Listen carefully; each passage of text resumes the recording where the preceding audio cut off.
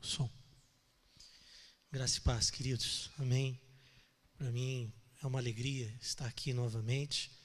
Quero agradecer de coração ao pastor Antônio, ao pastor Pedro, ao Renan, pela confiança, oportunidade que me deram de estar aqui mais uma vez compartilhando com os irmãos. Confesso que ontem estava com o meu coração tanto apertado e de repente o meu telefone toca, era o pastor Antônio me convidando. E isso foi um alento, né? Às vezes a gente precisa de certos alentos, né? E esse convite foi um alento. Hoje também tive um dia muito difícil, um dia, sabe aqueles dias que você desejaria não viver? Hoje foi um dia assim para mim.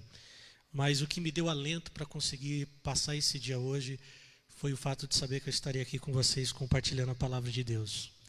Que é uma coisa que Deus realmente me dá muita alegria de ter, né? E eu gostaria que os irmãos, você que está na sua casa, seja com a sua Bíblia impressa, seja com a Bíblia no celular, no tablet, no computador, abrisse sua Bíblia em Mateus capítulo 13.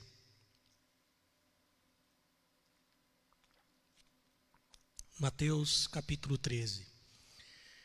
Primeiramente, nós vamos ler a partir do versículo 3 até o versículo 9, que diz assim: Jesus dizia: eis que o semeador saiu para semear. E ao semear, uma parte da semente caiu à beira do caminho, e as aves do céu vieram e a comeram. Outra parte caiu em lugares pedregosos, onde não havia muita terra. Logo brotou, porque a terra era pouco profunda. Mas ao surgir o sol, queimou-se, e por não ter raiz, secou. Outra ainda caiu entre os espinhos. Os espinhos cresceram e a abafaram. Outra parte finalmente caiu em terra boa e produziu fruto, uma 100, outra 60 e outra 30. Quem tem ouvidos, ouça. Agora vamos para o versículo 18 desse mesmo capítulo, que diz assim: Jesus agora explica a parábola do semeador. Ouve, portanto, a parábola do semeador. Alguém ouve a palavra do reino e não a entende. Vem o maligno e arrebata o que foi semeado no seu coração. Esse é o que foi semeado à beira do caminho. O que foi semeado em lugares pedregosos é aquele que ouve a palavra e a recebe imediatamente com alegria, mas não tem raiz em si mesmo e é de momento. Quando surge uma tribulação ou uma perseguição por causa da palavra, ele sucumbe, ou como dizem Lucas, se desvia. O que foi semeado entre os espinhos é aquele que ouve a palavra, mas os cuidados do mundo e a sedução da riqueza sufocam a palavra e ela se torna infrutífera. O que foi semeado em terra boa é aquele que ouve a palavra e a entende. Esse dá fruto, produzindo a razão de 100, de 60 e de 30. Feche teus olhos. Pai, obrigado, porque a tua palavra foi lida, Senhor. Que a tua palavra nos edifique, que a tua palavra nos transforme. Tudo o que precisamos é da tua palavra e que ela revele Cristo, porque este é o objetivo da tua palavra, nos revelar Cristo e nos colocar na centralidade do teu Filho Jesus. É no nome dele que oramos. Amém.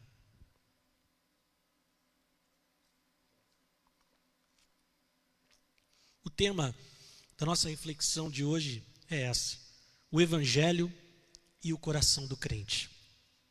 Por que o coração do crente e não o coração do ser humano de um modo geral? Porque muitas vezes, quando olhamos para a parábola do semeador, geralmente nós temos uma interpretação correta, né, sobre o coração humano de um modo geral. Mas podemos colocar outros olhares para essa parábola. Podemos ter outros olhares quando nós lemos a parábola do semeador. E hoje, nós queremos trabalhar essa questão do olhar do coração do crente. Jesus, quando fala do semeador, da parábola do semeador, da terra em que a semente é semeada, ele não somente está tratando da humanidade de forma geral, mas ele também está tratando do coração de cada cristão. Você percebe e você vai perceber na experiência nossa como crentes, que existem 4 tipos de crente no nosso meio, na nossa caminhada cristã. 4 tipos de crentes que apresentam 4 tipos de coração. E que o Evangelho vai causar um impacto diferente na vida de cada um deles. Vamos ver primeiro aqui, aquele que foi semeado à beira do caminho. Que tipo de crente será esse? É aquele que ouve o Evangelho. É aquele que vem à igreja, escuta o Evangelho. Ou aquele que ouve o Evangelho por meio de uma pregação, seja no YouTube, seja no Facebook, mas ele ouve o Evangelho, mas ele não crê. Poxa, como assim? Mas ele é crente, ele foi batizado, ele confessa Jesus como o Senhor e Salvador, como ele não crê no Evangelho? Hoje, queridos, é uma triste realidade, mas muitos no meio evangélico não creem no Evangelho. O Evangelho que tem sido pregado hoje, em grande parte do nosso meio evangélico, não é o Evangelho de Jesus. É um outro Evangelho. E Paulo vai falar isso em Gálatas, para os crentes da Galácia. Olha, vocês estão me surpreendendo, porque vocês estão passando depressa do Evangelho de Cristo para outro Evangelho, que não é o Evangelho de Cristo. Eles eram crentes, salvos, mas estavam abandonando o Evangelho de Cristo para seguir o quê? Outro Evangelho. E são aqueles que ouvem a palavra, ouvem a mensagem do Evangelho, mas não creem. Sabe por quê? Porque o Evangelho é escândalo para esses crentes. É uma ofensa. E é mesmo. Pense comigo. Um Evangelho que diz, que ensina que Deus se torna homem, nasce numa manjedoura e morre numa cruz para pecadores irremediáveis como eu e você. E ainda ressuscita no 3º dia. Isso é um escândalo. Isso é uma ofensa, isso é um tapa na cara. Onde já se viu Deus se sujeitar a ser derrotado, não é? E hoje se prega o quê? Que nós temos que ser vitoriosos. Mas eles não entendem que a vitória do Evangelho é essa. A vitória do Evangelho é Deus se esvaziando da sua divindade para se tornar homem e nos salvar. Essa é a mensagem do Evangelho.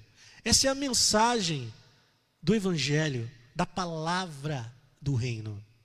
O reino de Deus é diferente do reino humano, do mundo humano. Então, o que acontece? Hoje nós temos uma casta de evangélicos que estão se convertendo à fé evangélica, mas estão vindo para o meio evangélico para quê? Para obter bênçãos, vitórias, triunfalismos, para fazer barganhas com Deus, para barganhar com Ele, barganhar dinheiro, barganhar uma casa, barganhar, sei lá, um casamento. Hoje, a relação desses crentes com o Senhor é uma relação de interesse. Aí quando ouve o Evangelho, que ensina que na relação com Deus não há interesses, que a relação com Deus não há barganhas, que tudo é por graça, tudo é pelo mérito de Cristo, e a nossa submissão a Ele é por graça, é de forma incondicional, com o coração grato. O que acontece? Esses irmãos ficam escandalizados, eles ficam irritados, eles ficam irados, porque, meu Deus, isso não é possível. Eu não posso crer num negócio desse. Queridos, acredite, existe, é assim. Talvez não vai falar para mim e para você, mas você vai ver pelo comportamento deles, que eles não creem no Evangelho. Porque o diabo arrebata do coração, tira do coração deles, para que eles se permaneçam incrédulos. Incrédulos. O reverendo Hernandes Dias Lopes, ele disse uma coisa que eu acho muito interessante. Ele disse o seguinte, que hoje nunca foi tão importante pregar o Evangelho no meio evangélico como nos dias de hoje. Nunca. Nunca. Grande parte dos evangélicos em nosso país não conhecem o Evangelho. Não conhecem. Conhecem a teologia da prosperidade. Conhecem a teologia do triunfalismo. Conhecem a teologia do coaching, que hoje está aí tomando conta das nossas igrejas. Conhecem as regras religiosas, os legalismos religiosos. Conhecem todas as formas de interpretação teológica e dogmática, mas não conhecem o Evangelho. Você percebe? Veja, quando você liga a televisão, o que você vê? Teologia da prosperidade. Mas você não vê a pregação do Evangelho. Você vê triunfalismo, mas você não vê a pregação do Evangelho. Aí você às vezes está lá passando pelo YouTube, alguma rede social, e você vê, em vez dos pregadores pregar o Evangelho, discutindo posições teológicas, dogmatizando doutrinas bíblicas e achando que isso é pregar o Evangelho. Mas o que Jesus fala? Ide por todo mundo e pregai o quê? O Evangelho. Ide e fazei discípulos. Como que se faz discípulos? Pregando o Evangelho. Não é discutindo posições teológicas que pregamos o Evangelho. Isso nós deixamos para os meios acadêmicos. Eles podem fazer isso muito bem. Aqui, fora do meio acadêmico, Jesus nos chama para anunciarmos o Evangelho, que é Ele, que é a sua obra na cruz, que é a sua graça, o seu sangue que foi derramado em meu favor, em teu favor. Então, queridos, esse é o primeiro grupo, é o grupo que não crê. E muitas vezes não crê, sabe por quê? Porque não há quem pregue. É o que Paulo vai falar em Romanos 10, não é? Paulo vai dizer isso. Como crerão, se não há o quê? Quem pregue? Como vão crer no Evangelho, se não há pessoas quem pregue? Ah, queridos, eu fico triste de ver que como falta homens e mulheres que pregam o Evangelho como nós tínhamos no passado, não é? Quando a gente ouve falar de Billy Graham, quando a gente ouve falar de John Wesley, A.W. Tozer, John Stott, quando a gente ouve falar desses homens do passado, não é? A gente vê, poxa, homens que pregaram o Evangelho. Mas hoje, quantos que estão dispostos a de fato assumir o compromisso de pregar o Evangelho, de queimar as suas vidas em prol de pregar o Evangelho, ainda que essa pregação cause escândalo no meio religioso, cause no coração dos religiosos essa ofensa, porque é uma ofensa. Para o religioso a pregação do Evangelho é uma ofensa, porque o Evangelho acaba com a meritocracia dele. O Evangelho dá um tapa na cara da meritocracia do religioso, e ele diz: você não tem mérito nenhum, o mérito é todo de Jesus, todo dele. É do começo ao fim. Ah, mas eu estou vivendo em santidade. Você está conseguindo viver em santidade? É graças a Cristo. Porque se não fosse por Ele, você e eu não estaríamos vivendo em santidade. Ah, mas eu estou conseguindo vencer o pecado. É graças a Cristo. É graças à obra que Ele fez na cruz que você e eu estamos conseguindo vencer o pecado. Porque senão nós não conseguiríamos vencer o pecado. Ah, mas eu tomei uma decisão por Jesus. Sabe por que você aceitou Jesus? Porque Ele te aceitou primeiro. Nós o amamos porque Ele nos amou primeiro. Porque Ele me aceitou. Não fostes vós que me escolhestes, mas eu vos aceitei. Tudo é por Jesus. Tudo começa por Ele, tudo continua nele, tudo termina nele. Ah, mas eu tenho cooperado com o Espírito Santo. É graças a Cristo que você coopera com o Espírito Santo. É graças. Tira Cristo do cenário. Quem consegue cooperar com o Espírito Santo? Quem consegue andar em santidade? Quem consegue pregar o Evangelho sem Cristo? Ninguém. Nós não estaríamos nem aqui se não fosse por Cristo. Os irmãos do louvor cantaram hinos maravilhosos. Por causa de quem que eles cantaram? Por causa de Cristo. Porque sem Cristo, eles estariam no mundo cantando música do mundo. É simples, gente. Agora, vamos para o segundo tipo de solo.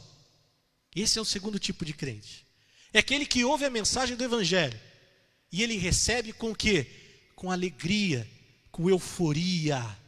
Mas quando vem a tribulação, as perseguições, a tentação, ele pula fora. Que tipo de crente é esse? É o crente que aceita o Evangelho. Ele ouve, ele aceita, ele abraça com alegria, mas ele faz isso no estado de euforia.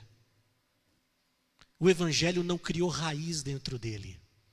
É aquele que abraça a mensagem do Evangelho num estado de entusiasmo. Alguns chegam a dizer que é aquele crente fogo de palha, não é? Ele vem, ele chega com aquela energia e nossa, eu amo o Evangelho, eu amo Jesus, e ele começa a pregar para todo mundo, ele fala de Cristo para a porta, ele fala de Cristo para quem quiser ouvir, mas ele não criou raízes no Evangelho. Aí quando vem a tribulação, quando vem a luta, quando vem a dificuldade, quando vem a tentação, quando o pecado começa a sediar ele desanima. E ele diz, olha, mas eu achei que conhecer o Evangelho, que me converteu ao Evangelho, fosse fazer a minha vida ser melhor. Eu achei que eu ia ser feliz, que eu ia ter prazer.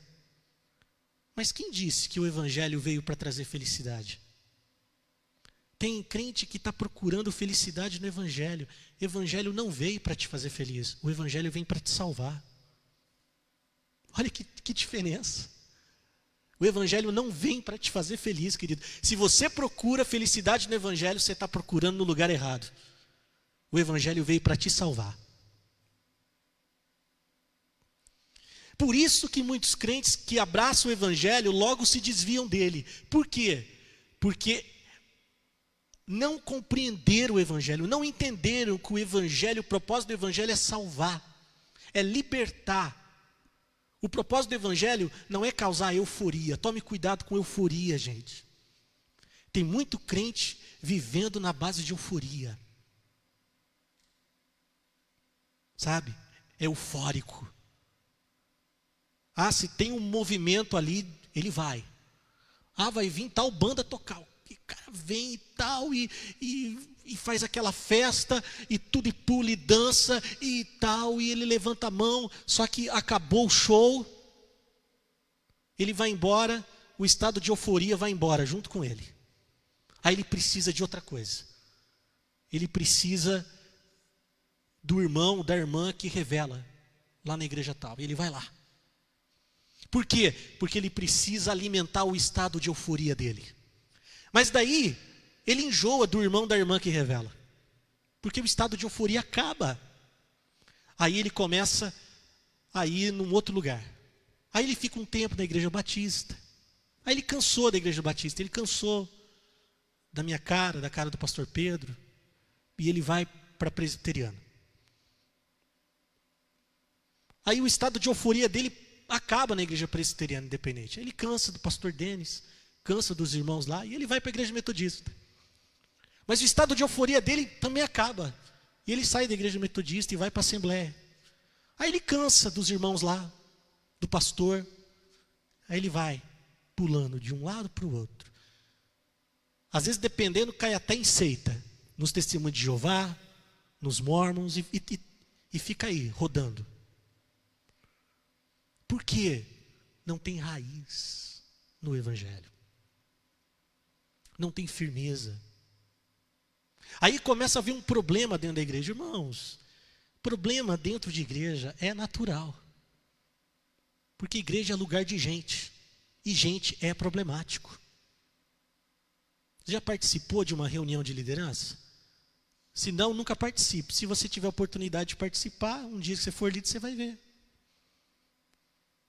Uns discute, outros bate boca, mas depois vão lá, pedem perdão, irmão, perdoa, falei aqui, não devia ter falado, amém, glória a Deus, e a vida que segue. Relacionamento humano É complicado, até mesmo dentro da igreja. Só que tem crente que não entende isso. Acha que a igreja é um paraíso. Querido, não é paraíso. Não é paraíso, não é o Éden. É um lugar onde você aprende a lidar com o humano. É o lugar onde a gente aprende a lidar com os nossos defeitos e com o defeito dos outros. Onde a gente aprende a lidar com a personalidade de cada um. Cada um tem uma personalidade. Uns são mais inibidos, outros são mais extrovertidos. Uns são mais calmos, outros são mais sanguíneos. Igreja é lugar onde a gente aprende isso. Só que aquele que não tem raiz no Evangelho, ele não entende. Por isso, ele nunca para. Ele nunca está firmado. Ele nunca tem raiz. Porque o Evangelho ainda não é uma compreensão na vida dele. O Evangelho ainda não é uma consciência de vida. Mas há o terceiro grupo, que é aquele que é aquele solo espinhoso, que ouve a mensagem do Evangelho, mas as preocupações do mundo são maiores. Quantos crentes que são assim, estão preocupados com as coisas deste mundo? Estão preocupados com o dia de amanhã? Não conseguem descansar no Evangelho. É aqueles que não conseguem descansar no Evangelho. Não conseguem ver no Evangelho a sua suficiência. Quantos crentes que nós conhecemos que estão com depressão, que estão sofrendo de ansiedade, de síndrome do pânico? Quantos crentes que você conhece? Seja aqui da nossa comunidade ou de outras igrejas, que nós conhecemos que estão passando por isso. Quantos crentes que nós conhecemos, que de madrugada levanta com falta de ar e não consegue respirar, porque bate um desespero. Quantos crentes que não conseguem nem sequer ligar a televisão para ouvir notícia, por causa dessa pandemia, porque estão entrando em parafuso. Estão entrando em parafuso.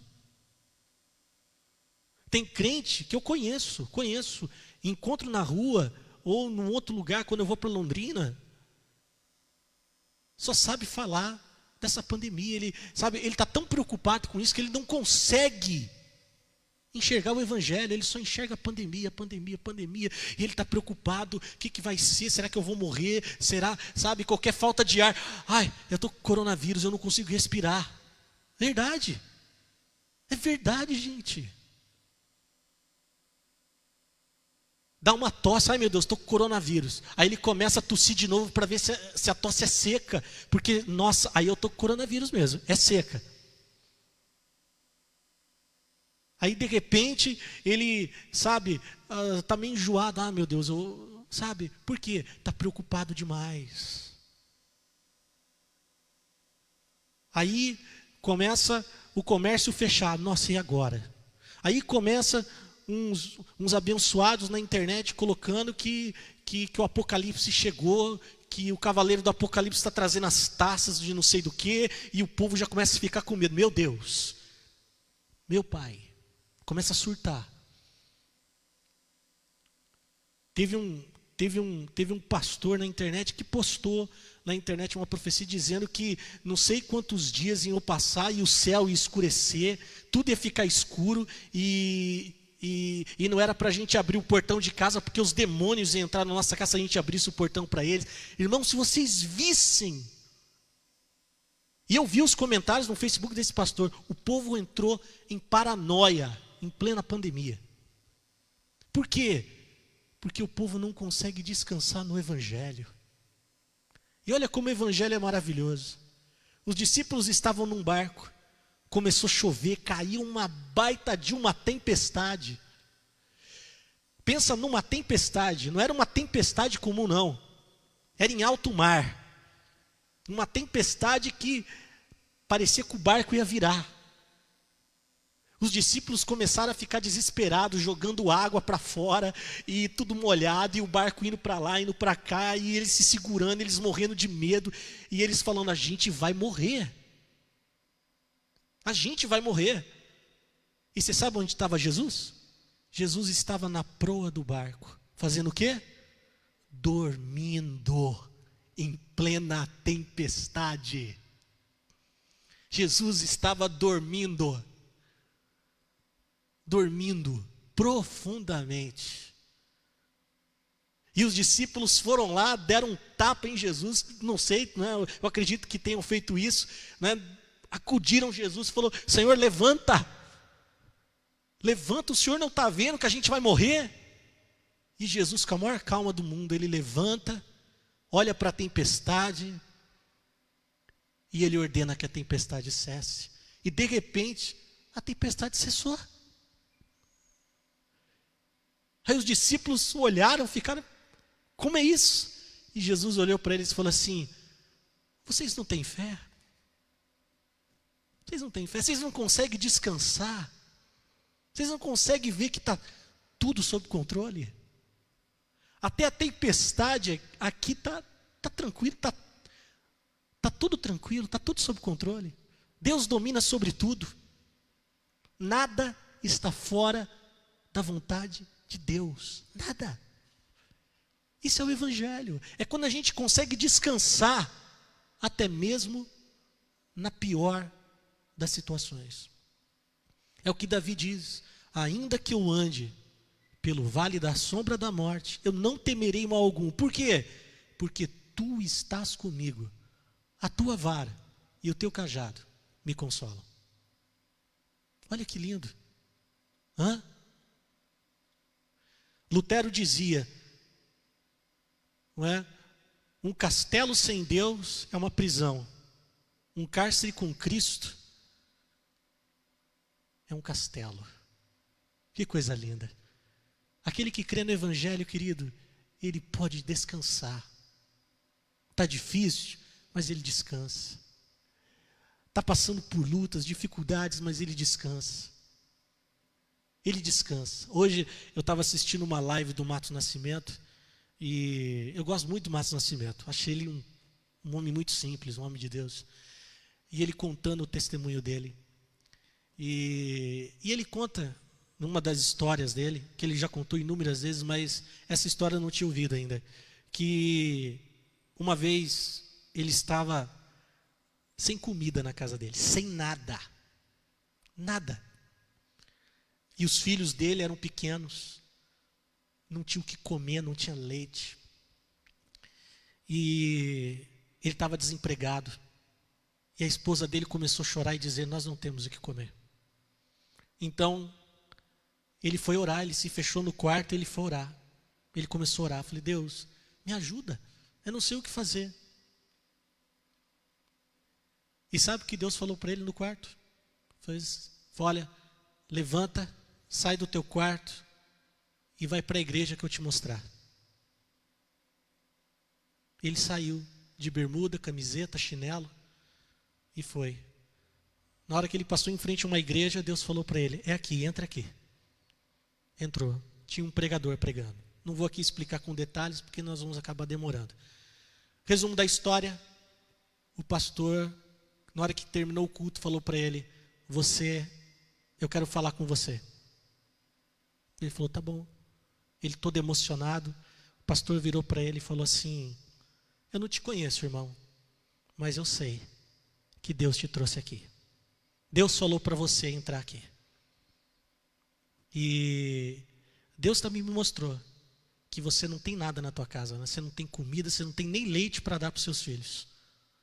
Nisso ele já começou a chorar, e chorava, e ele virou para aquele homem e falou assim: olha, está aqui todo o dinheiro que eu vendi dos meus livros. Naquela época eram mais de 5.000 reais. Deu na mão dele. Vai e enche a tua casa de comida, compra o leite dos teus filhos e paga as tuas contas tão atrasadas. Um homem que aprendeu a descansar no Evangelho. Quando a gente descansa no Evangelho, as coisas acontecem. O Evangelho não nos priva da luta, não nos priva das dificuldades, não nos priva até mesmo da fome. Mas com certeza o Evangelho nos ajuda a passar por isso.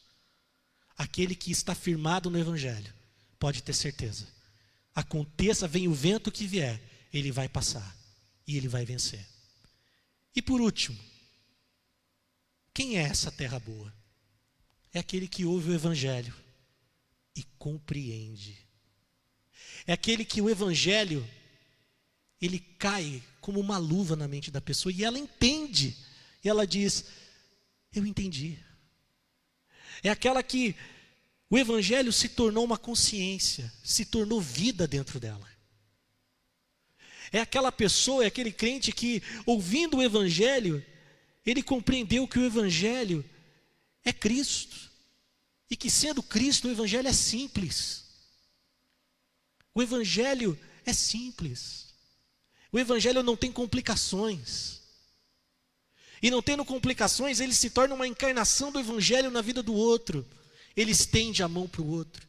Ele ajuda o outro. Ele ama o inimigo. Ele perdoa. Ele tem um olhar bonito. Aonde ele anda, as pessoas não sabem, mas parece que tem algo nele que mexe com as pessoas. É o evangelho. As pessoas só não sabem, mas é o evangelho que mexe com elas. Quem é a boa terra? É aquele que, ouvindo o evangelho, ele frutifica e ajuda os outros a frutificarem. É aquele que caminha com o outro. É aquele que não pensa em si mesmo, mas ele pensa nos outros. É aquele que, de alguma forma, de alguma maneira, se ele não pode ajudar de uma forma, ele ajuda com oração. Se ele não pode ser uma bênção de um jeito, ele é de outra forma. É aquele que o evangelho é vida. E sendo vida, ele celebra a vida do evangelho. É aquele que, sendo do evangelho, ele consegue olhar para as pessoas e ver o evangelho nelas. Ele consegue enxergar o amor de Deus na vida delas. É aquele que, sendo do evangelho, ele não julga ninguém. Ele olha para o outro sem julgamentos. Como Jesus fez com a mulher samaritana. Jesus olhou para ela sem julgamento nenhum. Esse é o homem do evangelho. É aquele que olha para o outro e não julga. É aquele que consegue olhar para um mendigo na rua, para uma prostituta. É aquele que consegue olhar, quem sabe até mesmo para um criminoso e ainda não julgar. Apenas olhar e ver e dizer, Pai, tenha misericórdia dessa pessoa. Ajude-a, assim como o Senhor tem me ajudado. Esse é o homem do evangelho. É aquele que consegue dizer como Jesus, Pai, perdoa-lhes porque eles não sabem o que fazem. Eles não sabem o que estão fazendo. É aquele que está mesmo pendurado numa cruz e as pessoas rindo dele, dizendo, desce da cruz, se você é o Filho de Deus. Ele ainda consegue perdoar essas pessoas, perdoar cada uma delas. Esse é o que compreende o evangelho. E quando se compreende o evangelho, é assim que se passa a viver. Por isso, querido, que sejamos essa boa terra. Que nós sejamos essa terra boa. E como que a gente se torna essa terra fértil? Ouvindo o evangelho e compreendendo, permitindo que ele crie raízes dentro de nós. Vamos permitir que o evangelho crie raízes dentro de nós. Amém? Que Deus te abençoe, que Deus te ajude e que o evangelho seja a consciência e a encarnação do próprio Cristo na tua vida, no teu comportamento, nas tuas atitudes. Em nome de Jesus.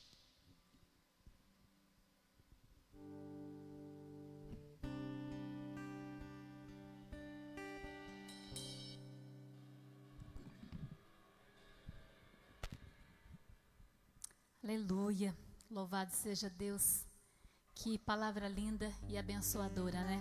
Que essa palavra possa estar no seu coração, assim como falou comigo. Eu tenho certeza que falou com você aí na sua casa. Então, que possamos lutar, guerrear contra toda e qualquer potestade do mal. Amém, queridos?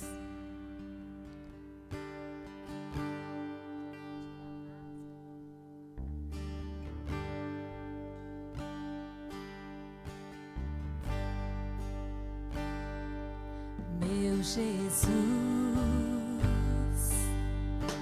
me leva pra perto de ti, me leva onde eu possa ouvir a sua voz, pois quando eu escutar de todo o coração obedecerei.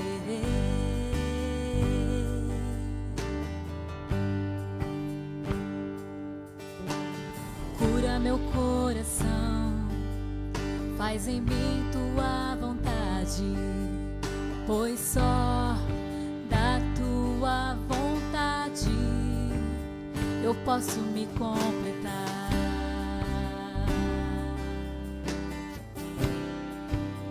Eu posso me completar.